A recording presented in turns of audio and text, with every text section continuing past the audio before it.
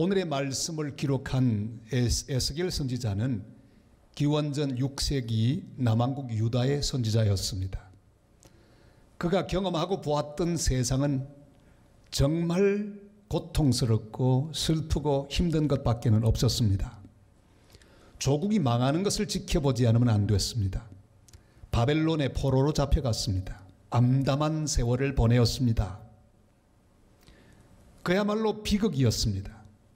그러나 그에게는 하나님이 주신 사명이 있었습니다.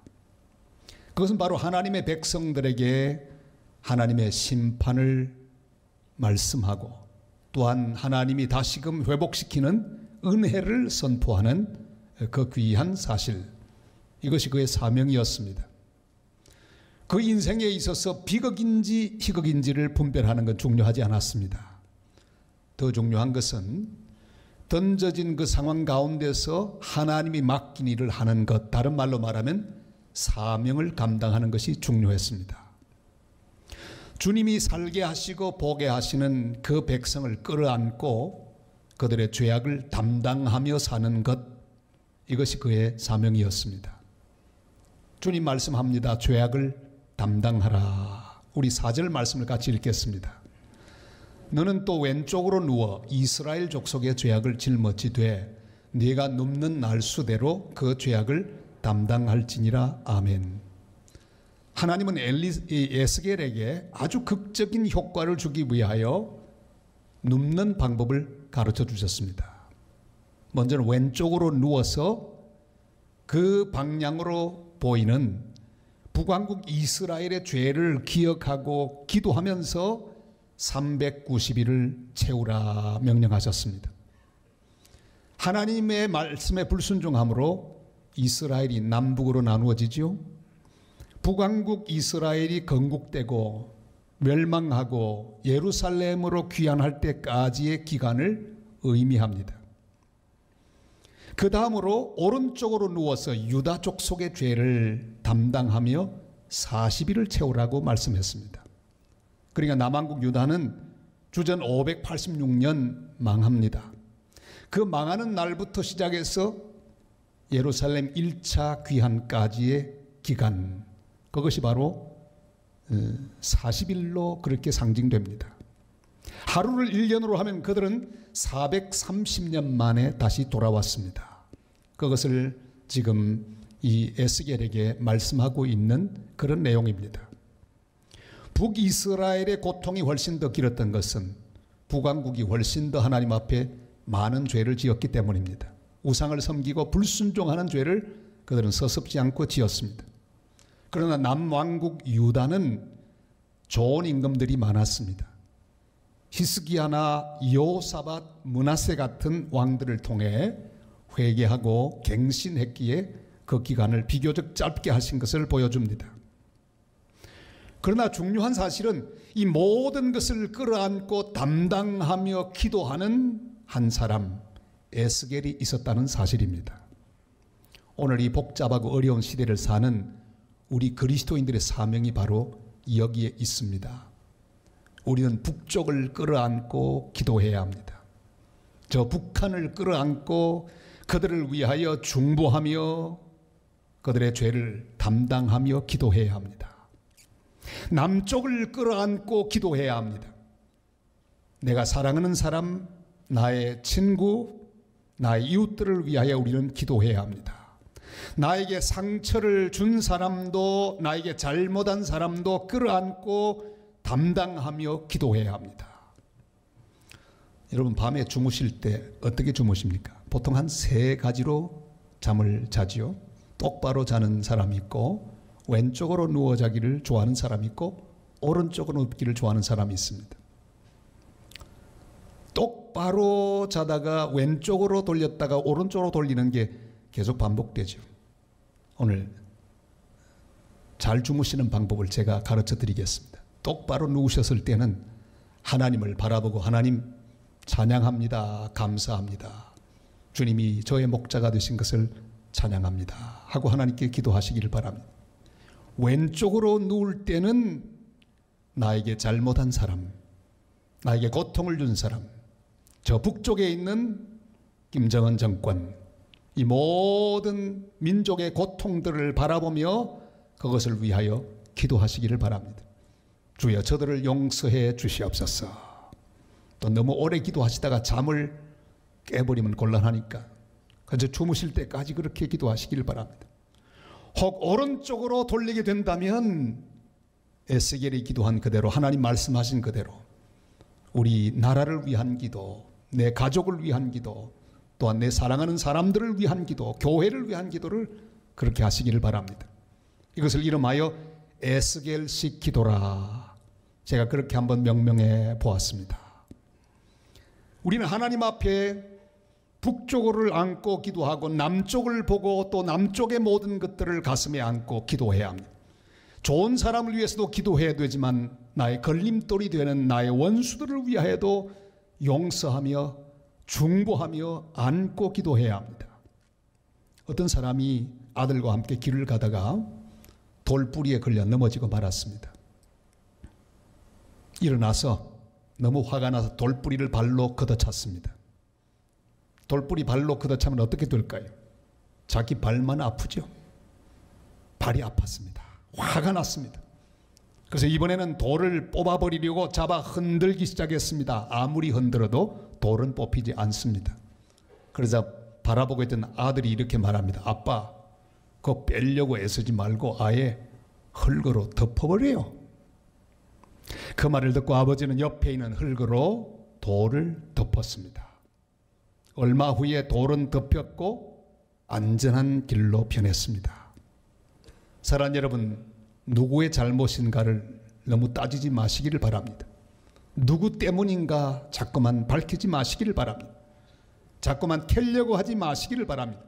화가 난다고 보복하거나 발로 차지 마시기를 바랍니다. 그 돌뿌리를 아예 내가 담당해 버려야 합니다. 기도로 덮고 사랑으로 덮는 이런 관용이 우리에게 필요합니다. 걸려 넘어진 사람 나 하나로 충분합니다. 주님 말씀합니다. 네가 담당하라. 또 다른 사람이 넘어지지 않도록 덮어버려야 합니다. 이것이 이 시대를 사는 그리스도인들이 마땅히 묵상해야 할 내용이 됩니다. 소돔성이 그 죄로 말미암아 망하려 할 때 하나님은 귀한 사람 한 사람을 세웠습니다. 바로 아브라함입니다. 아브라함은 하나님 앞에 섰습니다. 그리고 소돔성의 모든 죄를 담당하고 하나님께 중보하며 기도하기 시작했습니다. 그는 소돔성의 죄를 누구보다 잘 알고 있었습니다. 소돔 때문에 피해도 많이 보았습니다. 마음도 많이 아팠습니다. 그러나 그는 소돔을 담당하며 기도합니다. 하나님, 이 성에 하나님을 사랑하는 자 50명만 있으면 어떡하겠습니까? 내가 50명 때문에 구원하겠다. 그러면 5명 뺀 45명이면, 40명이면, 30명이면 어쩌겠습니까? 20명이라면, 10명이라면 주님 어떡하겠습니까? 10명밖에 없어도 내가 이 성을 망하지 않게 하겠노라. 여러분, 소돔성의 죄악을 담당하고 있던 아브라함의 기도가 계속되는 동안 소돔성은 보존되었습니다. 이것이 중요합니다. 우리의 사명입니다. 우리는 이 땅에 살며 흉한 소식을 듣습니다. 답답한 소식을 듣습니다. 오늘 새벽에도 포항에서 4.6도의 지진이 일어났습니다. 여러분, 부산도 흔들리는 거 느끼셨습니까? 많은 분들이 지진과 함께 오늘 잠을 깨셨던 그런 분들이 계실 것입니다. 흉한 소식이 들려옵니다. 뉴스에 가슴 아픈 뉴스들이 자꾸만 등장합니다. 어떻게 하면 좋겠습니까? 절망하거나 원망하거나 불평하거나 낙심하면 안 됩니다. 주님의 사람들은 마땅히 그 모든 것들을 가슴에 안고 담당하며 그 속에서 기도의 제목을 발견하고 하나님 앞에 기도하는 사람이 되어야 할 것입니다. 지진이 일어난 소식을 보고는 기도해야 합니다. 주님, 이 지진이 우리 한민족 전체를 깨우는 하나님의 은혜의 노크 소리가 되게 하옵소서. 다 회개하고 주님 앞으로 돌아오는 은혜가 있게 하옵소서. 사랑하는 여러분, 하나님 앞에 나아가 간절히 기도하고 그 모든 문제들을 마치 나의 문제인 것처럼 가슴에 부여안고 간구하고 중보하는 이 시대 엘리, 에스겔 같은 사람들로 든든히 서는 하나님 은혜가 함께 하시기를 바랍니다. 2차 대전 당시 헝가리 부다페스트 스웨덴 대사관에 참사관이 있었습니다. 그의 이름은 라울 발렌벨이라고 하는 사람이었습니다. 그는 발악하는 나치를 바라보며 너무너무 가슴이 아팠습니다. 할 수 있는 것이 하나도 없었습니다. 분통이 터졌습니다. 그러나 그가 할 수 있는 부분이 있다는 사실을 알았습니다. 속절없이 죽어가고 넘어가는 유태인들을 구원하기로 마음을 먹었습니다. 그가 할 수 있는 것은 비자를 발급하는 일이었습니다. 무려 2만 명의 유대인들에게 비자를 발급하여 그들의 생명을 구하게 했습니다. 그리고 독일 장교와 협상해서 7만 명의 유대인들이 수용소로 수감되지 않도록 잘 협상을 하고 그들을 구했습니다. 그 후에 그는 부다페스트에 진입한 소련군에게 체포당하고 감옥에서 심장마비로 죽었습니다. 역사는 그를 스웨덴의 쉰들러라고 부릅니다. 여러분, 아무리 답답하고 힘든 상황이지만 하나님이 나를 통해 하실 일이 분명히 그 현장에 있습니다. 내가 담당할 사람이 있습니다. 내가 구원할 사람이 있습니다. 내가 힘써서 도울 사람이 반드시 있습니다. 내가 할 일이 있습니다. 그 일을 하는 것을 우리는 사명이라고 부릅니다. 내가 돕고 내가 용서하고 내가 기도해 줄 사람을 찾고 주님의 뜻을 그를 통해 펼쳐나가는 복된 하나님의 사람들 다 되시기를 주님의 이름으로 축원합니다. 주님은 우리 인생에 내가 담당할 사람을 보여주십니다. 자, 그런데 그러면 그들을 위해 우리가 할 일은 무엇입니까? 주님 말씀합니다. 예언하라. 하나님의 말씀을 전하라. 그렇게 말씀하고 계십니다. 우리 7절 말씀을 다 같이 읽겠습니다. 너는 또 네 얼굴을 에워싸인 예루살렘 쪽으로 향하고 팔을 걷어 올리고 예언하라. 아멘. 우리가 어떤 사람을 내가 담당할 사람이라고 생각하고 그를 위해 기도하기 시작했다면 그 사람의 문제는 내 문제와도 같습니다. 이것이 중보 기도자의 놀라운 특권입니다. 그 사람의 잘못은 마치 나의 잘못처럼 내 속에 담겨옵니다.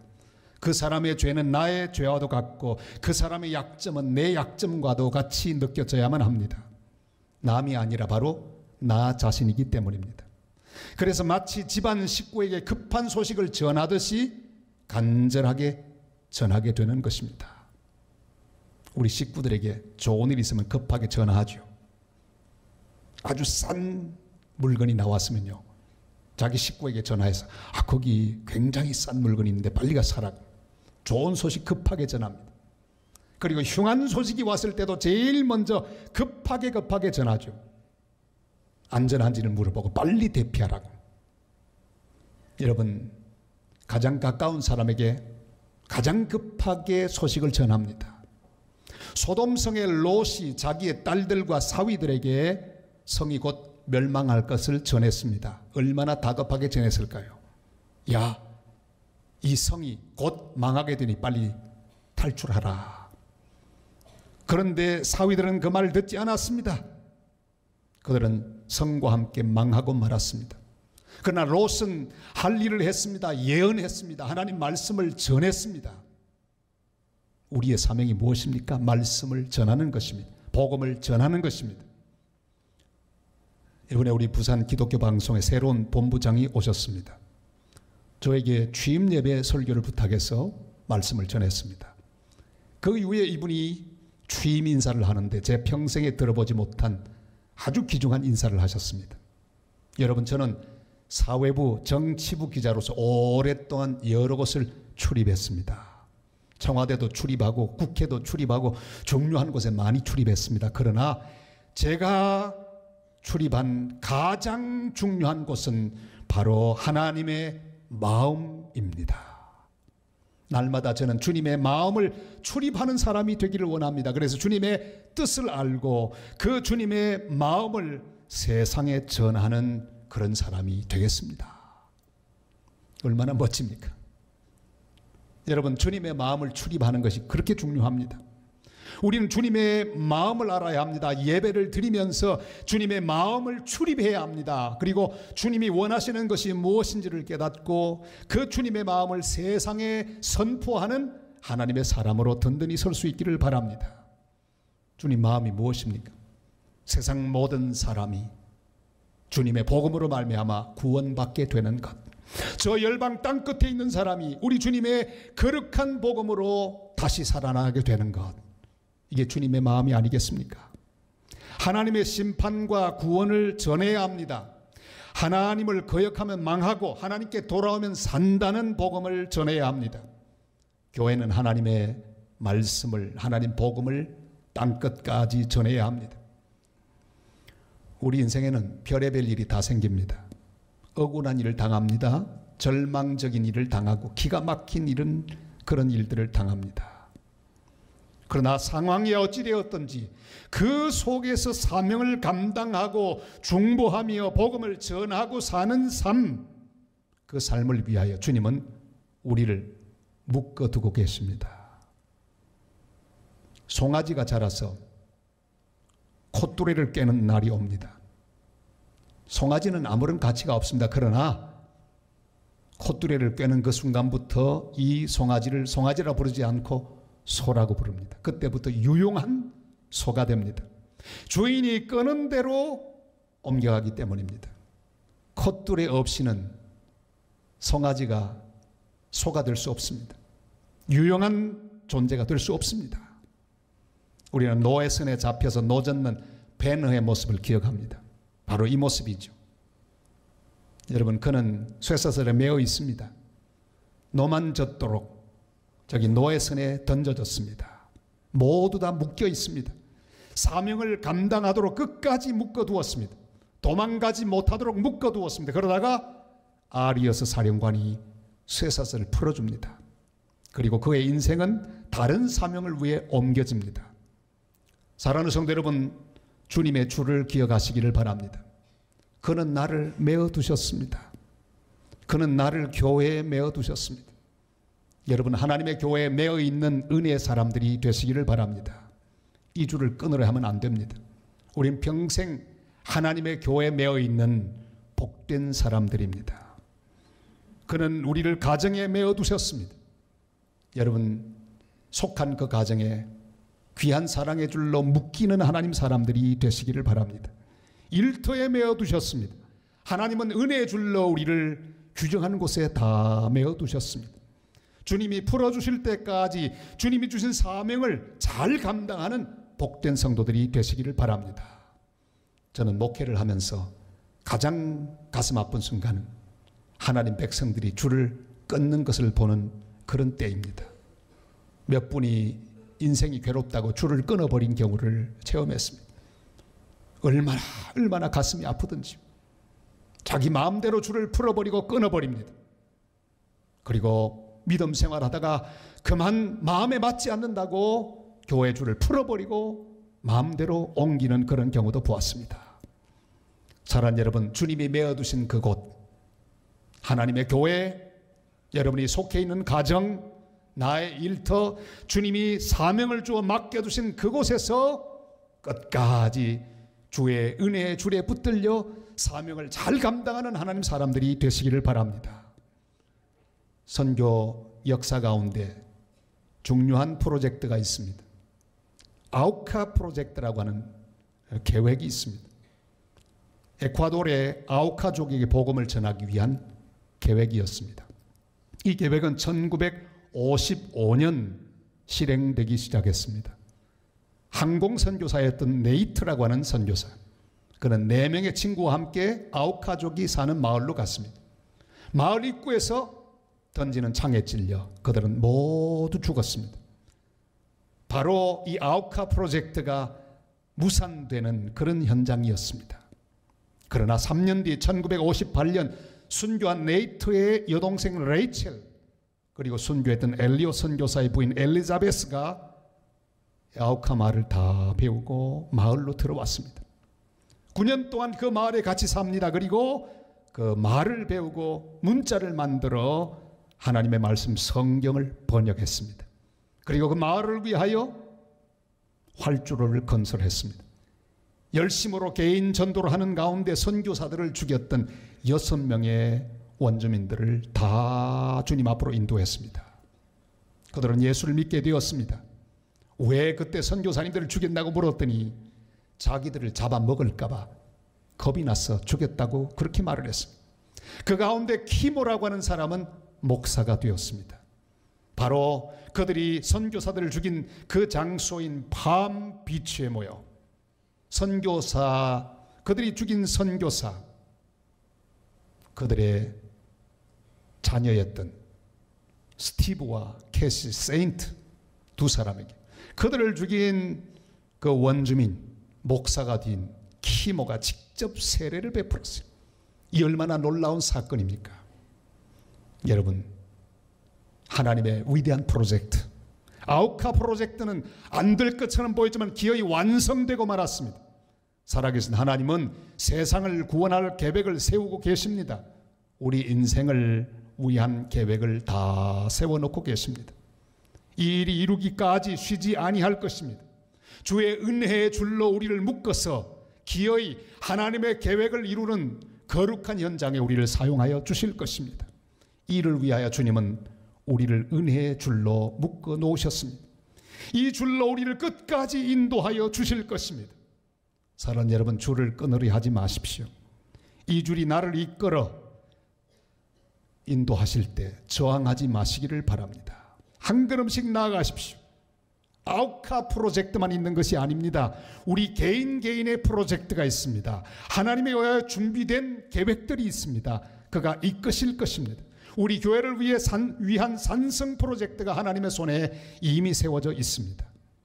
주님이 이끄실 것입니다. 우리 나라를 위한 대한민국 프로젝트가 주님의 손에 의하여 세워져 있습니다. 주님이 정한 시간에 주님의 방법대로 평화 통일 이루어 주실 하나님 우리는 믿습니다. 주님이 정한 시간에 이루어질 것입니다. 그리고 마지막 때 주님께 쓰임 받는 선교 국가가 될 것입니다. 주님 우리를 향해 말씀합니다. 네가 담당하라. 북쪽도 내 담당이요 남쪽도 내 담당입니다. 내 원수도 내 담당이요 나를 공격하는 자도 내 담당입니다. 시련도 어려운 여건도 네가 담당하라 말씀하십니다. 열방도 우리의 담당입니다. 이들에게 예언하고 복음을 전해야 합니다. 주님의 사랑을 전해야 합니다. 하나님 마음을 전해야 합니다. 용서와 화해를 전해야 합니다. 이를 위해서 주님의 사랑의 줄에 묶여 있음을 기억하고 기쁨으로 에스겔처럼 주님의 인도를 따라가서 주님의 뜻을 이루어 드리는 복된 하나님의 백성들, 하나님의 교회가 되시기를 주님의 이름으로 축원합니다.